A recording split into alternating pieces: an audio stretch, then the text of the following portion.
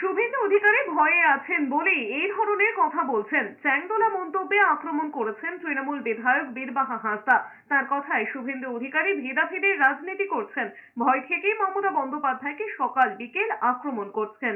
BJP जो करता है उन लोग के पास पॉलिटिक्स करने के लिए कोई सब्जेक्ट नहीं होता है, इसलिए हर चीज में वो लोग एक रंग लगाने का ये सोचता है। ऐसा कुछ नहीं, उसके पास और कुछ मतलब बोलने का बात ही नहीं है। कुछ पॉलिटिक्स जो करेगा इस तरह का कुछ नहीं। हमेशा ममता बनर्जी उसको लगता रहता है, वो डरता रहता है, इसलिए वो बोलता रहता है। বিধানসভায় রাজ্যের মানুষের বিষয় নিয়ে আলোচনা হয় না বলে পাল্টা তৃণমূল বিজেপিকে একযোগে আক্রমণ করেছেন অধীর চৌধুরী। তিনি বলেছেন, বিধানসভায় কেউ বলছেন ছুঁড়ে ফেলবো, কেউ আবার বলছেন ঠুসে দেব। রাজ্যের ভবিষ্যৎ, আর্থিক অবস্থা, শিক্ষা, স্বাস্থ্য নিয়ে কারোরই কোনো মাথা ব্যথা নেই। বিধানসভায় ধর্মই এখন তৃণমূল বিজেপি দুই দলের কাছে সবকিছু। বিধানসভাতে কেউ বলছে মুসলমান ঢুকতে পারবে না, কেউ বলছে ঠুসে দিব, বাকি তো কোনো আলোচনা নাই।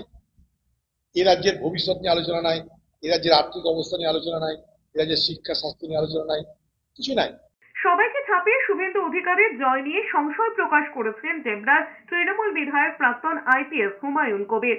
সোশ্যাল মিডিয়ায় পোস্টে শুভেন্দু অধিকারী জিতলে 25,000 টাকা বকশিস দেওয়ার কথা ঘোষণা করেছেন। খোঁচা দিয়ে বলেছেন, ভয় নামক ভূত চেপেছে। হুমায়ুন কবিরকে পাল্টা আক্রমণ করেছেন সুকান্ত মজুমদার।